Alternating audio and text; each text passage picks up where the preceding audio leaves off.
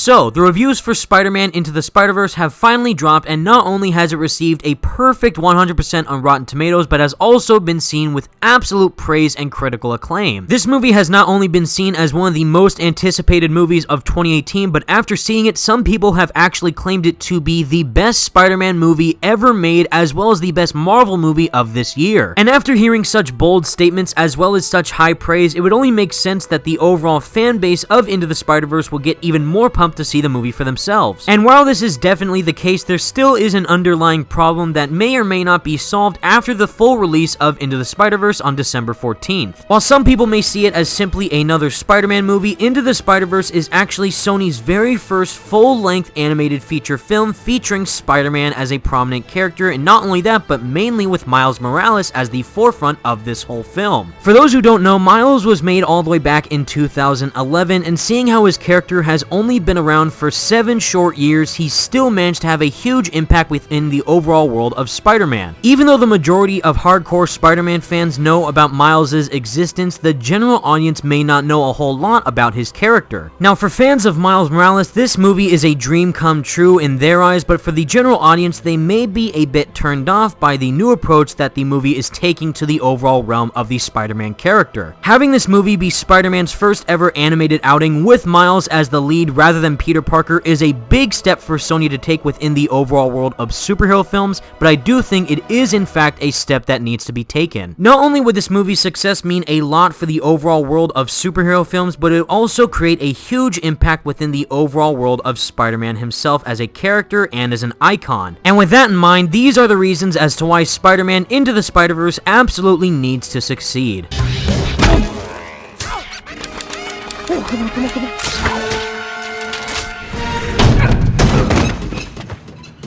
So first up, the cast. This doesn't only include the voice actors portraying their characters, but also the selection of spider people that Sony is deciding to implement within this movie as well. So in no particular order, we have John Mulaney as Spider-Ham, Kimiko Glenn as Penny Parker, Nicolas Cage as Spider-Man Noir, Haley Steinfeld as Spider-Gwen, Jake Johnson as Peter Parker, and of course, the one and only Shameik Moore as Miles Morales. And obviously, there are quite a few more talented voice actors within this cast like Mahershala Ali as well as Liev Schreiber, but given the main cast itself is the primary feature of this movie of the overall Spider-Verse of characters, that is the main focus point of this movie. Now, the reason why this particular cast of Spider People is extremely important is because not only would this be their very first time being featured within a fully animated film, but it's also the very first time being exposed to some general audience members. Now, alongside of Spider-Ham and Penny Parker, as well as a certain extent with Spider-Man Noir, they are indeed a few obscure Spider characters within the overall world of the general audience. Obviously, us hardcore Spider-Man fans know exactly who these characters are, but to some people, this may indeed be their first time seeing them be featured on the big screen. Not only does the movie have to assure that these particular Spider people are there for a certain reason, but it also has to make sure that their representations are almost identical to that of the comics while also expanding upon their characters at the same time. And that especially goes for the main protagonist of the movie itself with Miles Morales. And even though Miles is seen to some as simply a follower of Spider-Man, making him that of a Peter Parker wannabe, if handled within the right hands, his character can be completely fleshed out in a brand new and exciting way. And this is exactly what the creators of Into the Spider-Verse are doing by making sure that Miles is not only his own person, but making sure that there's a reason that he admires Spider-Man within the film and wants to be the same type of hero that he is. And this is further expanding the creativity that the filmmakers are having with Miles Morales' character, as well as having him interact with a much more older Peter Parker that hasn't been the same type of hero that he once was. Having this great character dilemma between Miles and Peter was always going to be a huge factor within the overall narrative of this movie. You have this great iteration of Miles Morales trying his best to learn what it means to be a hero from his fallen icon of a different version of Spider-Man from another universe, while at the same time you also have Peter Parker trying to relearn what it means to be a hero from this youthful and much more vibrant iteration of Spider-Man, which in a way sees him as a different version of himself. This not only is a great way to see Miles Morales and Peter Parker's characters be shown in a new light, but it also redefines what it means to actually be Spider-Man. Now, moving on to the second reason as to why Into the Spider-Verse needs to succeed is of course one that is most obvious for any company that is making a brand new film, is of course franchising the whole series. Even though the movie hasn't publicly released yet, Sony has already jumped the gun by planning a spin-off fully filled with female Spider-Women spanning across 3 separate generations of web-slingers. Now, even though it's great that we're planning on getting more movies like Into the Spider-Verse in the future, it does show how important this movie is for Sony as a whole. If we're already planning on getting a Spider-Woman movie, what's to stop Sony from making more movies similar to this, just focusing on one Spider-Person in particular? This could range from very popular Spider-Man figures like Spider-Man 2099, Spider-Punk, or any other of the multitude of Spider-People located throughout the Spider-Verse. And even though I would love nothing more to see all these movies come into fruition, there is still a chance that it may not happen due to the financial gain that this movie may or may not receive. And that of course easily has to do with the fact that this is indeed an animated movie. Now yes, as I said previously, this is indeed the very first fully animated Spider-Man feature film, which is a huge record-breaking factor for Sony as a whole, as well as something that has never been done before in the world of Spider-Man media. However, even though this movie looks to be wonderfully animated, there still is the problem that it may not earn as much as a normal live-action movie would. This doesn't mean that the movie is bad for being animated, but the sad fact is